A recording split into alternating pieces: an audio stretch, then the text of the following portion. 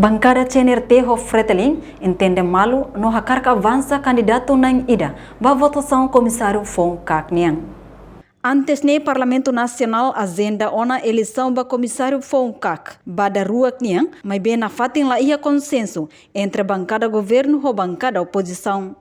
Mas bem ia segunda-feira ne, chefe bancada Fretilin, deputado Aniceto Guterres Lopes informa, bancada rua CNRT ho Fretilin ia ona entendimento ba candidato comissário Fon Kak, ne be se eleze ia tempo badak. Sim, consenso a minha gestión, ba candidato ida, aula ba precisa ter, tambah consenso significa que avança ba eleição né candidato ida di. Ini ne kami hela kami resolve a situação né.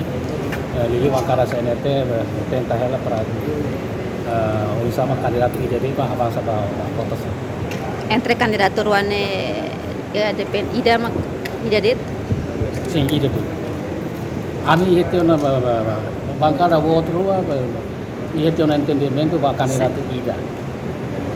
Candidato ida Ida se ida kami hetan tu na entendimento ba candidato ida sele pun bala hetan apoio ne dia retira.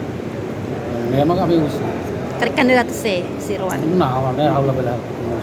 ¿Cuáles son preferencias bancada governo o bancada oposição neste caso Fretilin entre Ruan e Nah, saya ne hawa tete tiona kami hetiona entendimento ba candidato ida.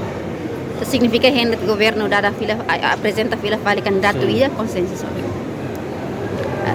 Portanto, o governo lihusi Conselho Ministro antes ne propõe candidato na rua, maka Sergio Ornai, ho Rui Pereira dos Santos, ba Parlamento Nacional, ho dihili sai comissário Fonkak ba mandato tinang 5 Mai.